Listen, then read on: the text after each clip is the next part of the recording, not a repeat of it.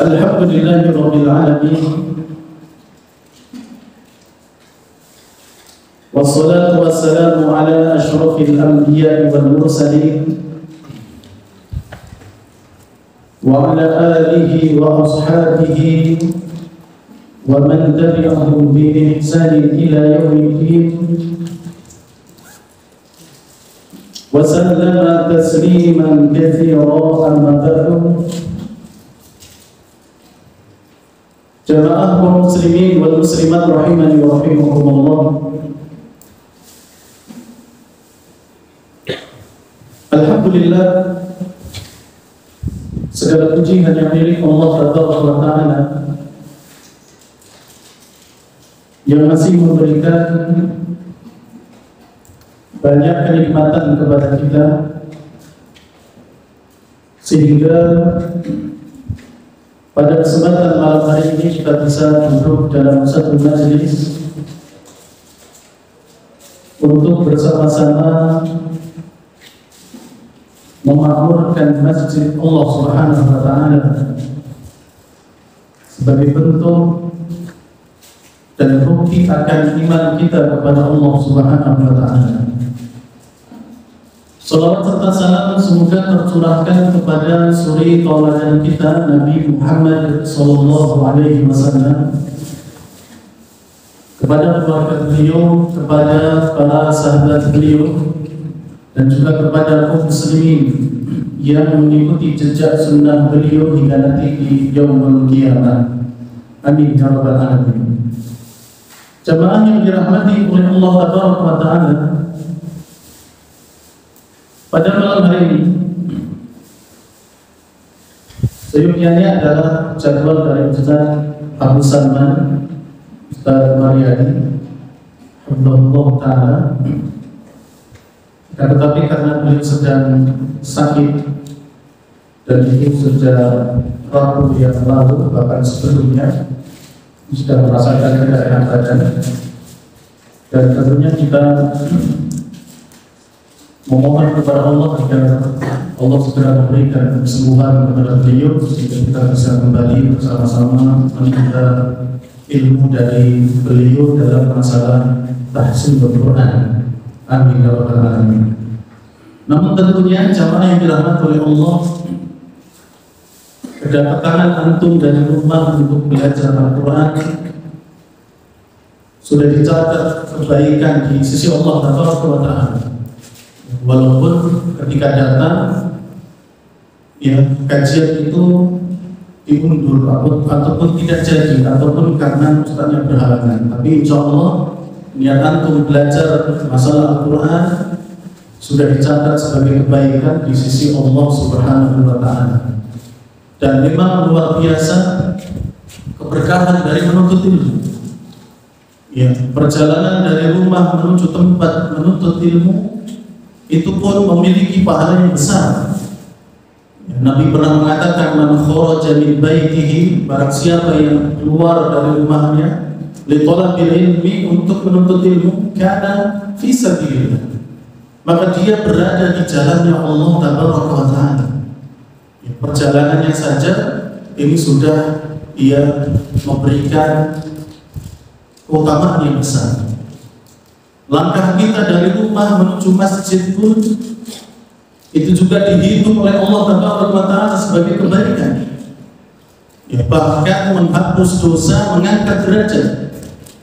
Rasulullah pernah bertanya kepada para sahabat, ala adullukum ala ma yamhullahu bihi al-khataya wa yarfa'u bihi ad-darajat. Wahai para sahabat, maukah aku tunjukkan kepada kalian suatu amalan yang dengannya dapat menghapus dosa, mengangkat derajat? Qalu bala ya Rasulullah. Ya, para sahabat menjawab, mau wahai Rasulullah. Nabi mengatakan salah satunya wa kasratul khuta ila masjid. Ya, memperbanyak jalan melangkah menuju masjidnya Allah Subhanahu wa Ta'ala. Belum lagi sunnah-sunnah ketika masuk masjid. Ya, mendahulukan kaki kanan, berdoa sebelumnya, kemudian sholat tahiyatul masjid, itu semua ya bisa kita raih tatkala kita datang ke majelis ilmu di masjid. Ya. Berbeda kalau kita di rumah. Ya, doanya juga bukan doa masuk masjid. Di sana juga tidak ada sunnah sholat 2 rakaat untuk masuk masjid. Tapi kalau di majelis ilmu, maka keberkahannya luar biasa. Belum lagi itu bagian dari memakmurkan masjid Allah. Termasuk diantara memakmurkan masjidnya Allah. Kata Allah, innama ya'muru masajidallah man amana billahi wal yawmil akhir. Sesungguhnya yang hanya mau memakmurkan masjidnya Allah, ya hanya orang-orang yang beriman kepada Allah dan hari akhir. Jadi menuntut ilmu luar biasa. Belum lagi ketemu teman, ya senyum dengan temannya, ya. Kecuali kalau yang sedang cemberut, salaman dengan temannya, itu kan utama besar. Ya. Maka ya tidak ada ruginya datang ke majelis ilmu, sekalipun saat itu kita meniatkan menuntut sesuatu, tapi ternyata pada Allah ya kajian itu tidak ada misalnya, maka tidak usah berkecil hati, justru malah berbesar hati. Ya, bahkan dalam majelis ilmu itu disebut oleh Nabi sebagai taman dari taman-taman surga yang ada di dunia. Ya, idza marartum biriyadil jannah fartaqu, kalau kalian itu melewati taman-taman surga, mampirlah. Ketika para sahabat bertanya, ma riyadul jannah ya Rasulullah, apa yang dimaksud dengan taman-taman surga ya Rasulullah? Qala hilaqul dzikr. Ya, kata Nabi, ya majelis-majelis yang mengingatkan kepada Allah Taala. Itu taman surga. Kata para ulama, man la yadkhuluha la yadkhulu jannatal akhirah. Subhanallah. Itu arti depan. Barang siapa yang tidak mau memasukinya, ya di surga atau taman surga di dunia itu, maksudnya majelis ilmu, seakan-akan dia tidak mau masuk ke surga yang ada di akhirat, ya maksudnya di surganya Allah Taala. Belum lagi menuntut ilmunya dan seterusnya. Jadi tidak ada ruginya kita datang ke majelis ilmu, walaupun terkadang mungkin ya sedang libur dan seterusnya. Ya ada yang sampai masjid ternyata libur. Enggak apa-apa, itu ada keutamaan tersendiri di sisi Allah. Jamaah yang dirahmati oleh Allah Taala, karena untuk mengisi kekosongan yang ada, kali ini kita akan ya mungkin melanjutkan apa yang dahulu pernah kita rintis terkait dengan tema tahukah antum. Ya, jadi kalau tahukah antum, tema yang biasa kita sampaikan ketika ada ustaz yang berhalangan untuk hadir. Baik, jamaah yang dirahmati oleh Allah Taala, tahukah antum atau antum harus tahu ini jadinya? Ya, tahukah antum? Dahulu ada ulama yang berpenghasilan besar. Ya, ada ulama yang berpenghasilan besar, tapi dia tidak terkena kewajiban zakat. Ya, bahkan disebutkan itu sampai miliaran. Ya, penghasilan ulama itu zaman dahulu, kalau dirupiahkan sekarang maksudnya. Ya, tapi tidak terkena kewajiban zakat. Karena kalau sudah miliar, mengendap 1 tahun itu wajib zakat. Karena zakat itu kalau sandarannya adalah emas, berapa gram? 85 gram. Jadi kalau ada orang punya emas sebanyak 85 gram atau lebih, dia miliki selama 1 tahun, keluar zakat 2,5%. Atau kalau uang, ya, kita punya tabungan, sudah kita miliki 1 tahun penuh, 1 haul, ya, berarti 85 dikalikan 1 gram harga emas sekarang berapa? Ya katakanlah 1 juta gampangannya, berarti ada berapa? 85 juta. Jadi kalau ada orang punya uang sebesar itu lebih, genap 1 tahun keluar zakat 2,5%. Ya. Itu kalau sandarannya emas, karena zakat mata uang itu bisa juga sandarannya adalah perak.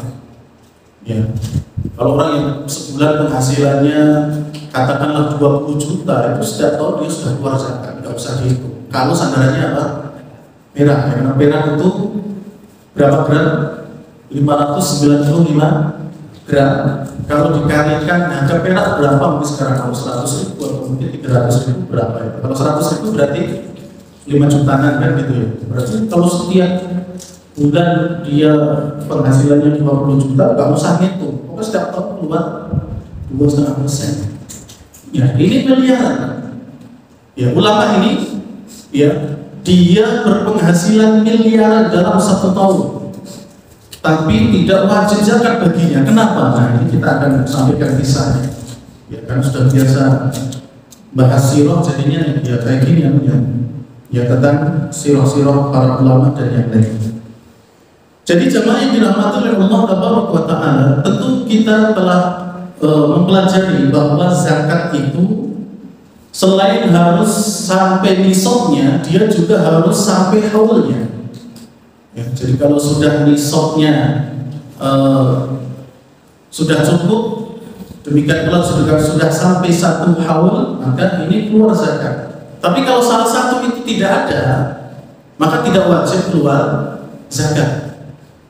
Ada orang yang berpenghasilan banyak, besar, tapi setiap akhir tahun nisabnya nggak cukup, maka dia tidak wajib apa? Zakat. Ada pula yang mungkin ya haulnya punya tabungan itu haulnya sudah 1 tahun penuh, tapi ketika dihitung ternyata nggak sampai nisab emas ataupun perak misalnya, maka itu pun tidak wajib zakat.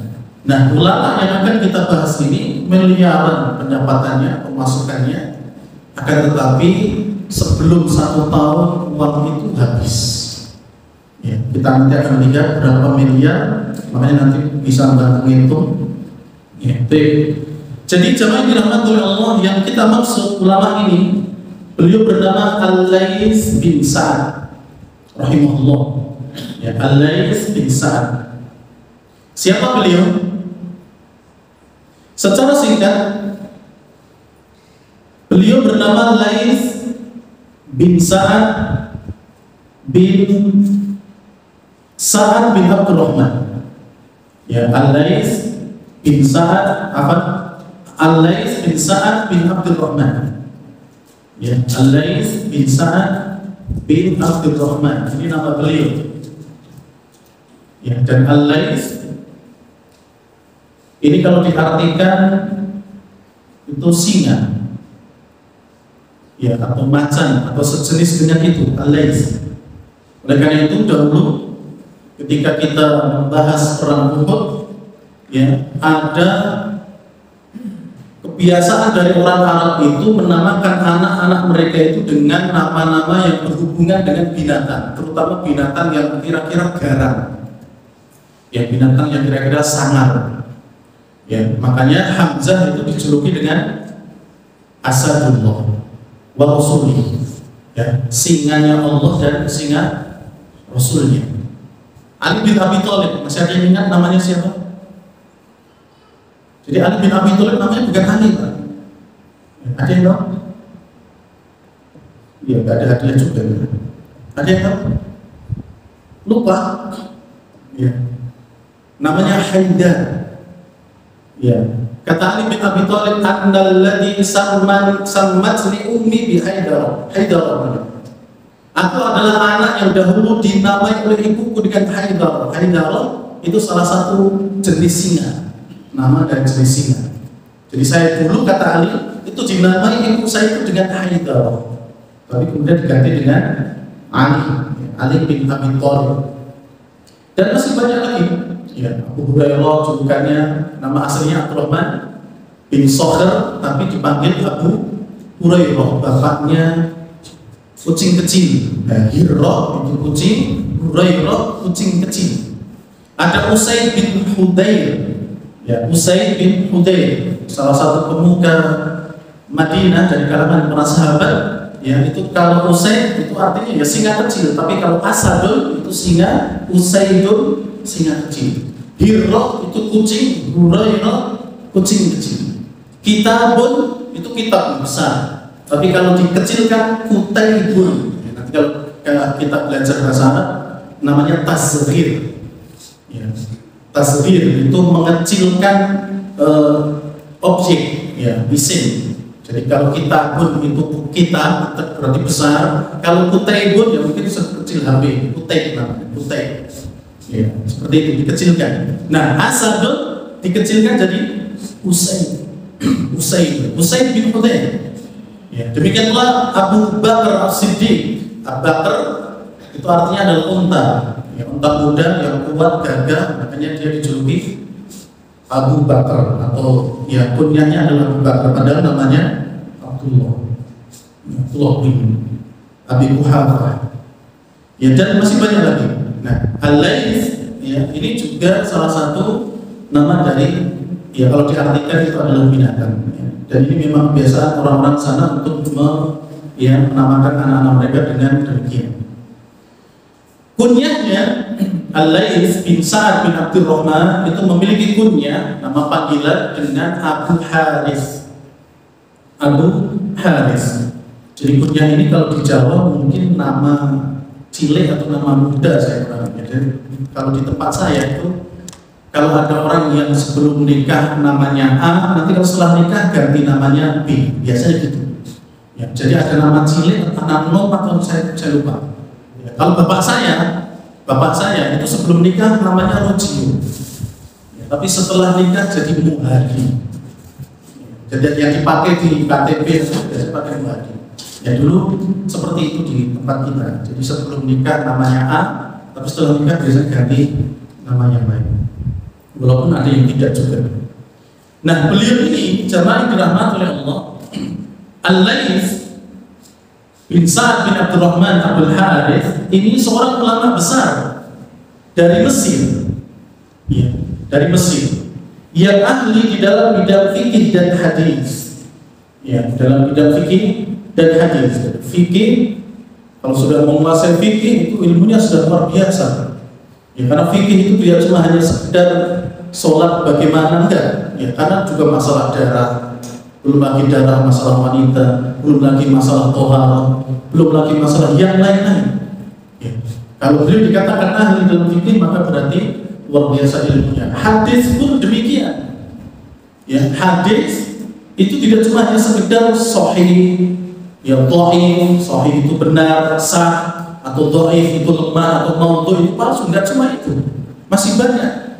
Bahkan hadis itu ada yang kata Imam At-Tirmidzi rahimahullah, itu ada hadis yang hasanun sahihun. Bayangkan, ya. Kalau hadis mungkin cuma kita dengar hadis itu sahih, cuma itu toh. Ada juga mungkin hadis itu kita dengar hasan, atau cuma dhaif, atau cuma maudhu. Tapi Al-Imam At-Tirmidzi, atau ada yang menyebut At-Turmudi, dan itu biasa karena itu adalah nama sandaran ke suatu tempat, daerah Turmud. Ada juga yang menyebut Turmudi, ada yang menyebut Tirmidzi, ya. Ada yang menyebut Jailani, ada yang Jilani, ya, dan seterusnya. Nah, ada beliau menyebut hadis itu hadisun hasanun sahih. Ya, ini kalau kita belajar hadis maka itu ada, ya, istilahnya rumus tersendiri bagi Imam At-Tirmidzi. Kenapa hadis itu, ya, dinamakan hadisun sahih, hasanun sahih. Kok dua, kok tidak hasan toh atau sahih toh, tapi kok hasan sahih. Itu kalau kita belajar hadis. Jadi banyak sekali, ya, terkait ilmu hadis. Beliau lahir tahun 94 Hijriah. Ya, beliau lahir tahun 94 Hijriah. Al-Imam Al-Laits bin Sa'ad bin Abdurrahman. Beliau ulama yang thiqah, ya, thiqah itu terpercaya. Jadi dalam hal hadis, ya, penyampai hadis, perawi hadis itu harus thiqah. Ya, thiqah itu harus terpercaya. Bahkan kalau dia tertuduh pernah berdusta, itu terkadang hadisnya matruk, ya, ditinggalkan. Ya, cari dulu jalur riwayat yang benar. Ya, jalur riwayat yang benar. Bahkan saking ketatnya riwayat hadis, itu kalau ada yang menyampaikan hadis tanpa pakai peci ini nggak diterima. Nyampaikan hadis, tapi nggak pakai peci, nggak diterima hadis. Tidak diterima. Saking ketatnya dalam riwayat hadis. Karena ini penting, terutama setelah muncul hadis-hadis palsu. Hadis-hadis yang palsu muncul, maka ulama ya ketika mereka mendengar ada satu hadis yang datang, mereka akan mengatakan sammulana rijalakum. Ya, sammulana rijalakum, sebutkan perawi hadis-hadis kalian. Kalau disebutkan sebulan, ternyata semuanya sikoh, diterima itu hadis. Tapi kalau ada sebulan ini ada yang enggak sikoh dari salah satu atau dua dan lebih, maka kemungkinan besar itu enggak akan diterima. Harus cari jalur yang lain. Ya, maka sangat penting. Ya, ulama sampai mengatakan ya, bahwa al-isnadu minad-din. Ya, sana rawi hadis itu dari simpulan itu termasuk bagian dari agama. Ya. Laulal isnad, seandainya tanpa adanya isnad, laqala man syaa wa ma syaa, maka orang itu akan berkata seenaknya saja. Ya, sampaikan hadis, sampaikan ini, padahal terkadang riwayatnya lemah, riwayatnya palsu. Maka kita pun juga di masa sekarang harus hati-hati. Ya, ketika mendapatkan postingan apa, di situ ada hadis menunjukkan utamanya ini dan itu, harus diteliti dulu, benar nggak ini hadis. Kalau benar silakan amalkan, kalau tidak ya jangan. Walaupun kalau diamalkan katanya bisa terbang ya, atau makan 30 hari nggak akan mati misalnya ya, konyol juga ya. Tapi kalau memang itu tidak sah ya nggak usah diamalkan ya, tidak usah diamalkan. Maka kita harus selektif dalam hal ini karena masalah agama. Ya, hadis itu kan masalah agama. Nanti kalau disampaikan ke orang yang mungkin tidak tahu, kemudian diamalkan, padahal hadisnya mungkin palsu. Ya, mungkin palsu. Kita takut akan sabda Nabi SAW, "Man kadzdzaba 'alayya muta'ammidan falyatabawwa' maq'adahu minan nar."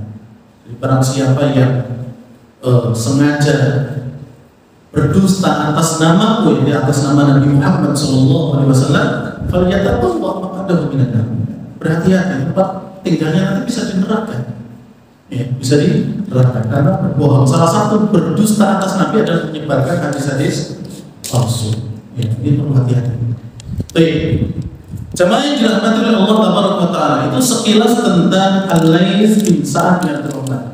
Kunyahnya Abdul Harith, yang dulu lahir 94 Hijriah, beliau dari Mesir, ahli fikih dan ahli hadis, dan beliau juga termasuk ulama yang sitqah, terpercaya. Sitqah itu terpercaya, kemudian beliau juga dermawan, terkenal sangat dermawan. Kita nanti akan lihat bagaimana kedermawanan ulama ini, itu Al-Laits bin Sa'ad bin Abdurrahman.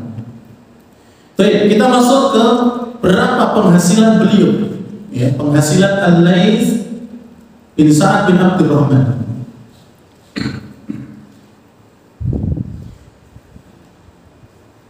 As-Sofani, beliau pernah menceritakan,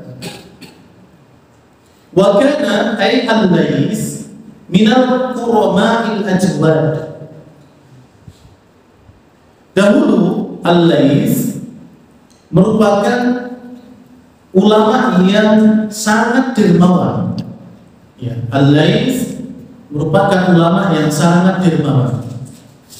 Wa yuqal, dan dikatakan, inna dakhlahu kana kulla sanatin 5,000 dinar. Ya, diceritakan bahwa penghasilan beliau dalam satu tahun itu 5,000 dinar, 5.000 dinar. Ya, pemasukannya dalam satu tahun itu 5.000 dinar.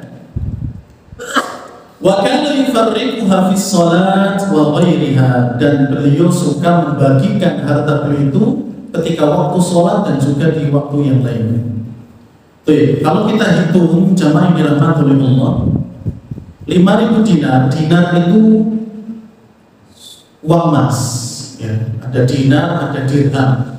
Makanya Nabi pernah mengatakan innal anbiya lam yuwarrisu dinaron wala dirhaman. Disebutkan dinar dahulu karena mata uang yang istilahnya yang nominalnya besar itu dinar, mata uang emas.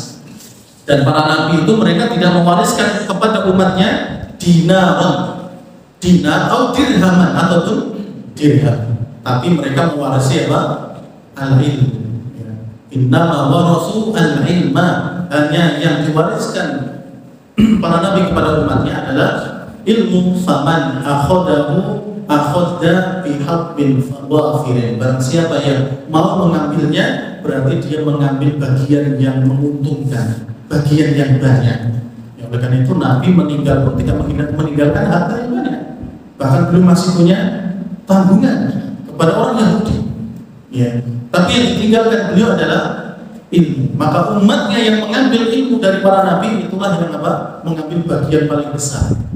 Ya, makanya di antara manfaat kita tolabul ilmi yaitu mengambil ilmu dari para nabi ya, yang ditinggalkan oleh mereka. Baik. Juga kalau mumpung saya ingat ya, ada persepsi terkait dengan dinar ini, masih terkait dengan dinar, bahwa di dalam Al-Quran itu ada ayat 1000 dinar. Ada yang pernah dengar? Ayat 1000 dinar. Yang mereka maksud adalah firman Allah di surat At-Tolaq ayat 2 dan 3. Ya, kemudian sangat lihat. Wa may yattaqillaha yaj'al lahu makhraja wa yarzuqhu min haitsu la yahtasib.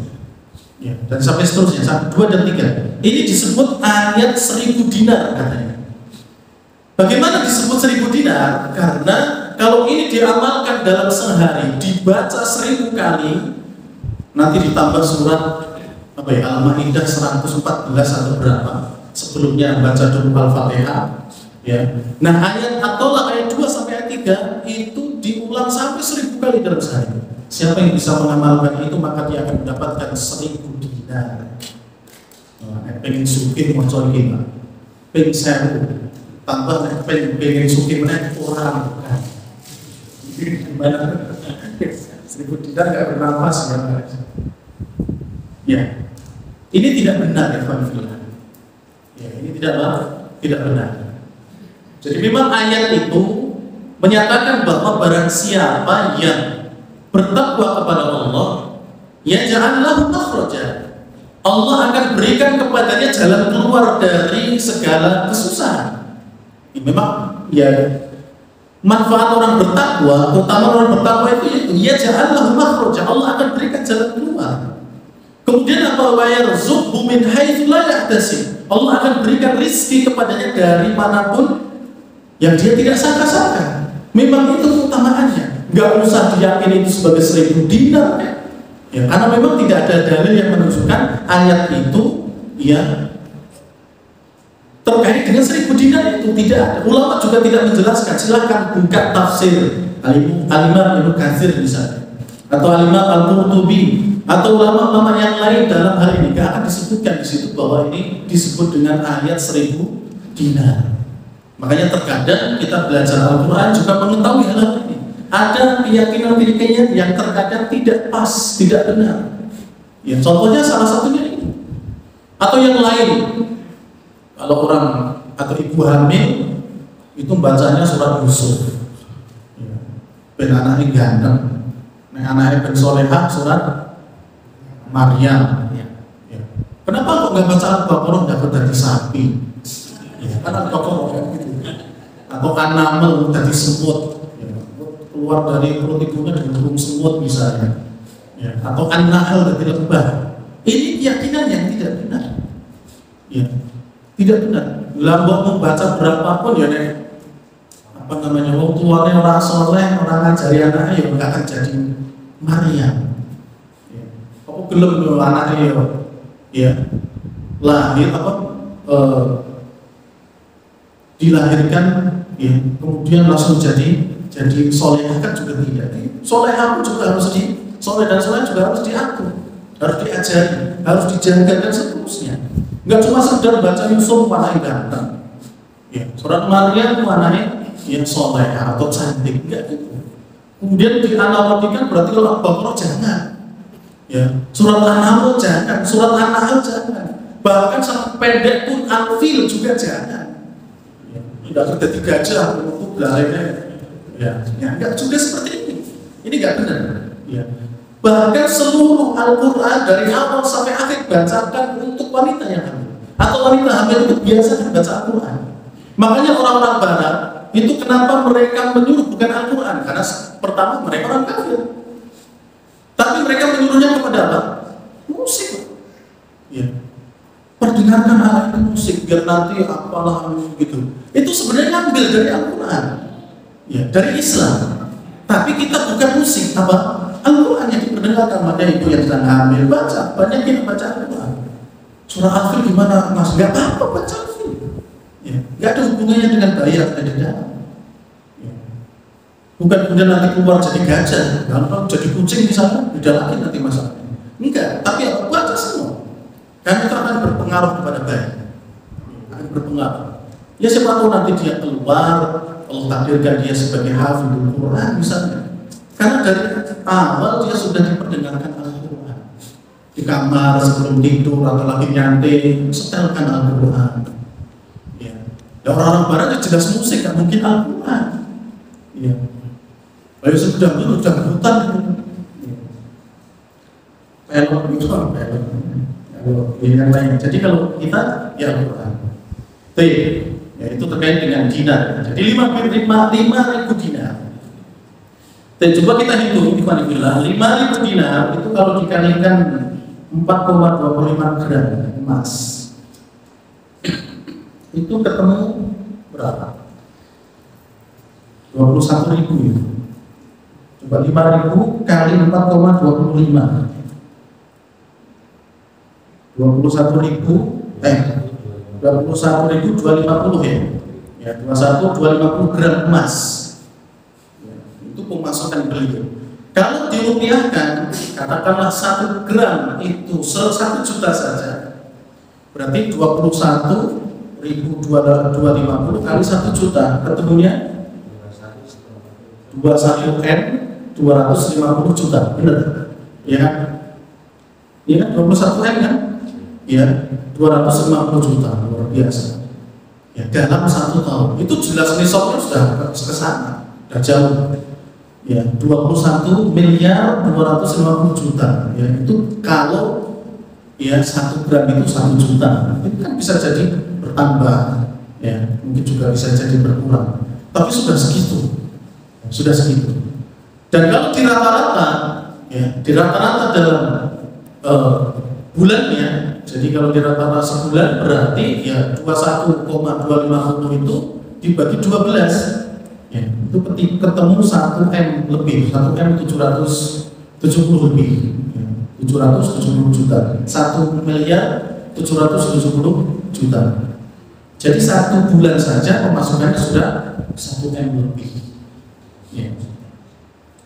Bahkan dalam riwayat yang lain, penghasilan Al-Lais itu terkadang 20 dinar. Apa? 20.000 dinar.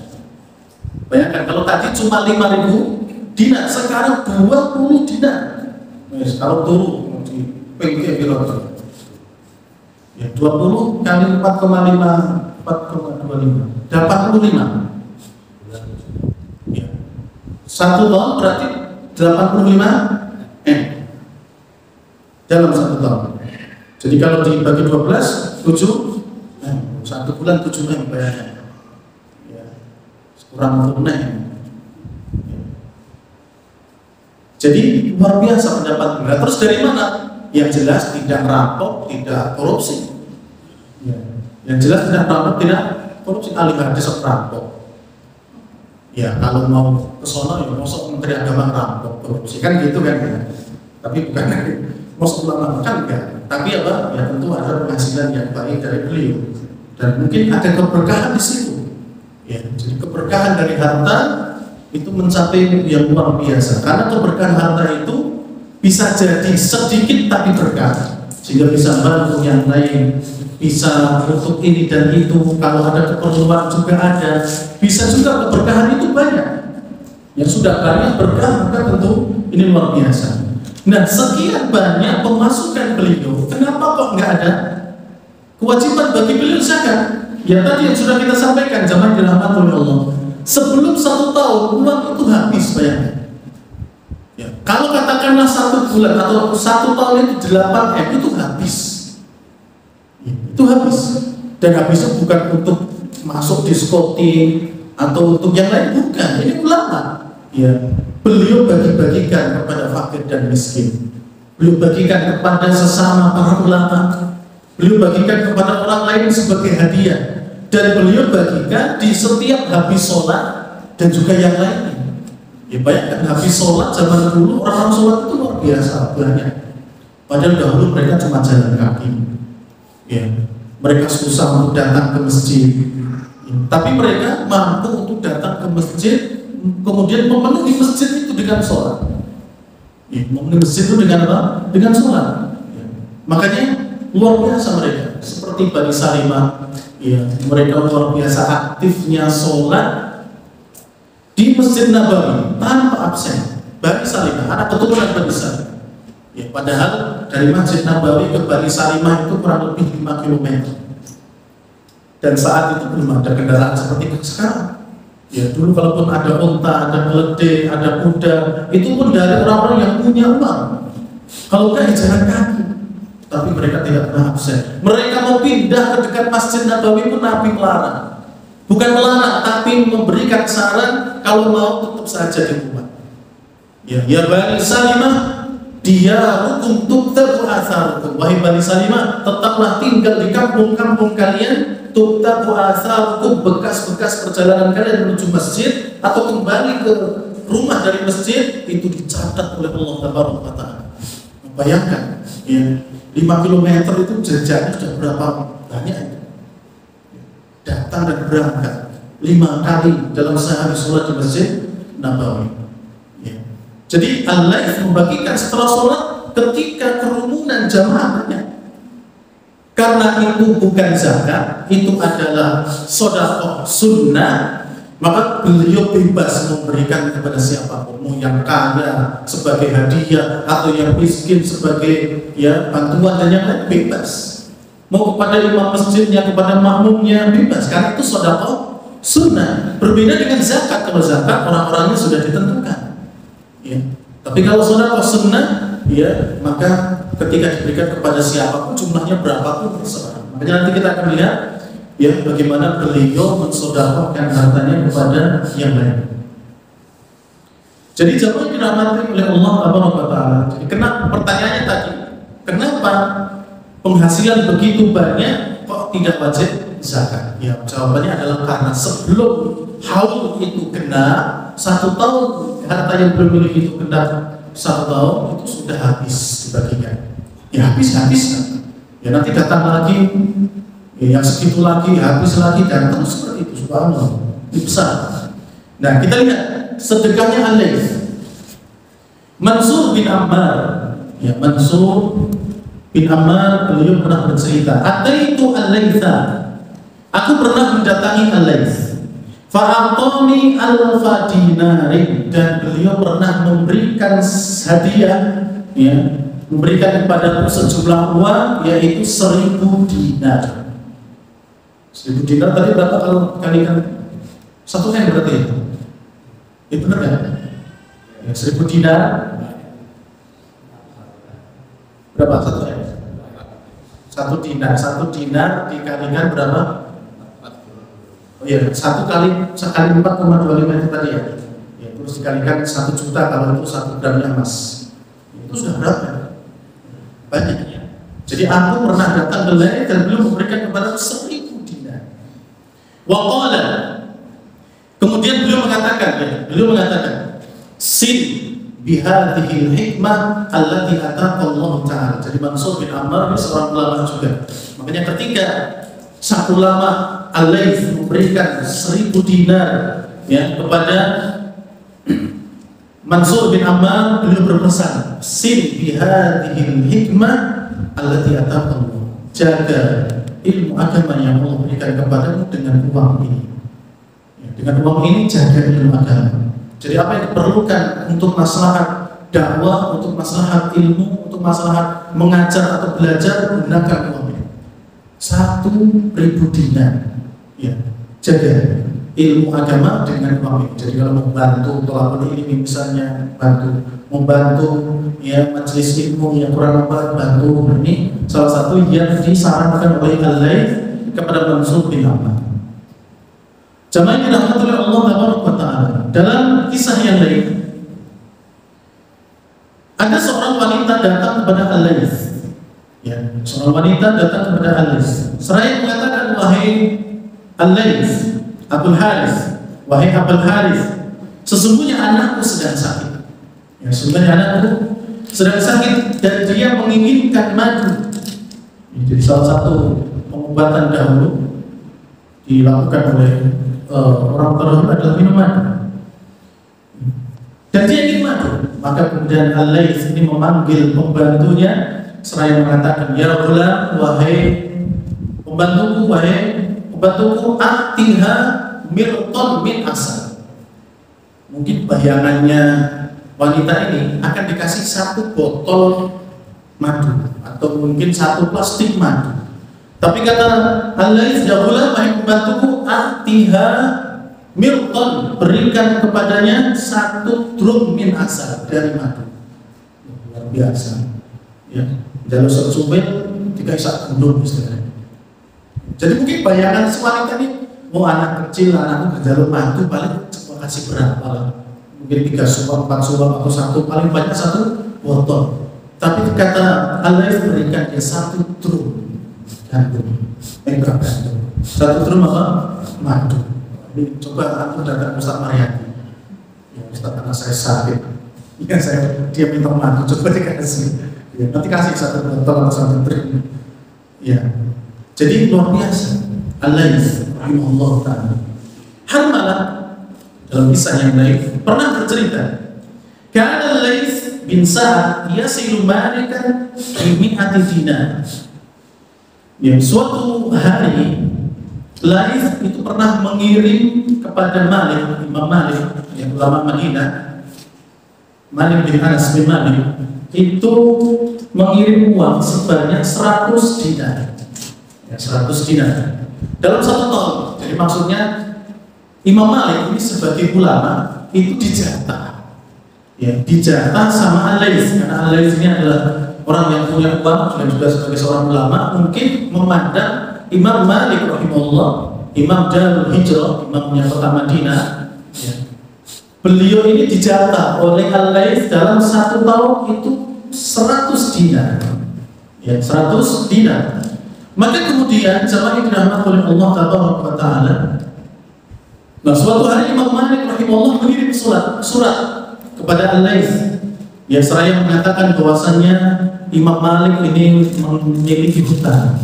Imam Malik ini memiliki hutang. Fa ba'atha ilaihi bi 500 dinar. Maka setelah itu dalam 1 tahun beliau mengirim kepada Imam Malik itu 500 dinar. Tadinya cuma 100 dikasih 500 dinar. Jamaah yang dirahmati oleh Allah Taala, dalam riwayat yang lain, ya, beliau juga pernah memberikan 1000 dinar kepada Ibnu Lahayah. Ya, beliau juga seorang ulama hadis. Ya.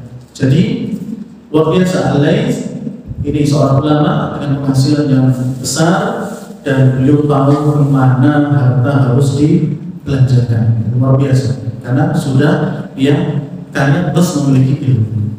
Nah, jamaah dirahmati oleh Allah Taala, kalau kita melihat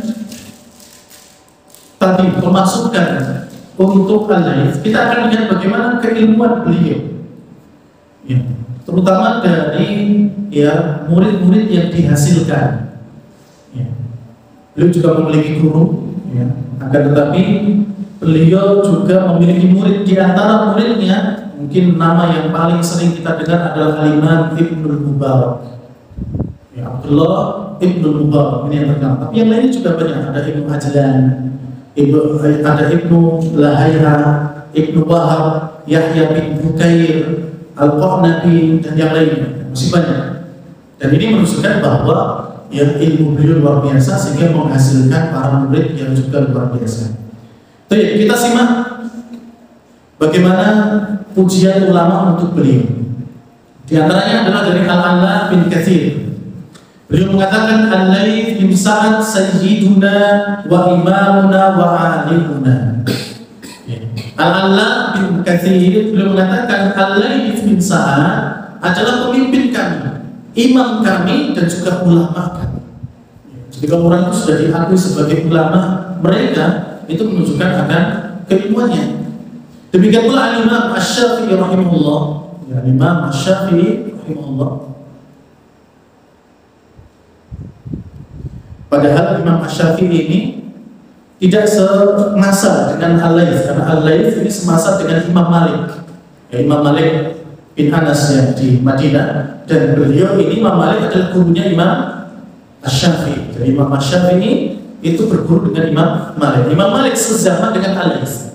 Tapi Imam Asy-Syafi'i belum pernah memuji. Allah alam apakah keduanya pernah bertemu, bertemu masa walaupun mungkin tidak bertemu muka, bertemu atau tidak, Allah alam. Imam Syafi'i pernah mengatakan Al-Laits bin Sa'ad afqahu min Malik. Kata Imam Asy-Syafi'i, Laits bin Sa'ad ini lebih faqih ya dibandingkan dengan Imam Malik. Padahal Imam Malik gurunya Imam Asy-Syafi'i. Tapi Asy-Syafi'i ketika memuji Al-Laits mengatakan Al-Laits bin Sa'ad afqahu min Malik. Ya. Al-Laits bin Sa'ad lebih faqih ya dibandingkan dengan Imam Malik guruku. Illa anna ashabahu lam yakunu bi, hanya saja murid-murid beliau, yani murid-muridnya Al-Laits itu tidak mengangkat madhab beliau. Jadi kita juga harus tahu bahwa madhab itu tidak cuma 4, tidak cuma madhab Malikiyah, Syafi'iyah, Hambaliyah, dan Hanabilah. Ya, apa? Hanafiyah, tidak cuma 4 itu, banyak. Ada Dhahiriyah. Bahkan kata Imam Syafi'i, seandainya ya murid-muridnya Al-Laits itu kemudian mengangkat madhab beliau, maka mungkin akan ada madhab yang dari Al-Laits, mungkin Laitsiyah. Ya, madhab Laitsiyah.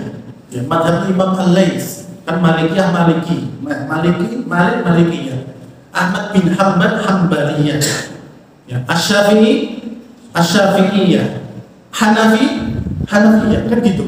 Maka Al-Laits mungkin juga apa? Al-Laitsiyah. Tapi karena murid-muridnya tidak mengangkat madhab beliau, maka ya, akhirnya tidak terangkat ke permukaan. Ya. Tapi murid-muridnya Imam Malik, murid-muridnya Imam Syafi'i, murid-muridnya Imam Abu Hanifah, muridnya Imam Ahmad bin Hanbal, mereka mengangkat madhab beliau ini. Makanya terkenallah kita yang mengenal 4 madhab. Walaupun sebenarnya madhab tidak cuma 4, banyak. Ada yang tidak terkenal, tapi yang memang terkenal itu.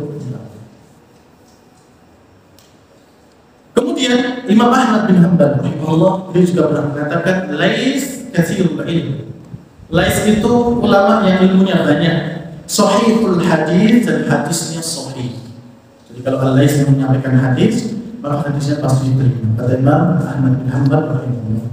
Jamaah yang dirahmati oleh Allah, demikian apa yang bisa kita sampaikan pada kesempatan kali ini terkait ulama kita yaitu Al-Laits bin Sa'ad bin Abdul Rahman Abdul Harits rahimahullah taala, di mana beliau memiliki penghasilan yang luar biasa, akan tetapi seluruh hartanya belum genap setahun beliau habiskan untuk bersedekah, untuk menolong orang lain, sampai kemudian beliau tidak diwajibkan untuk zakat. Demikian, artinya maaf.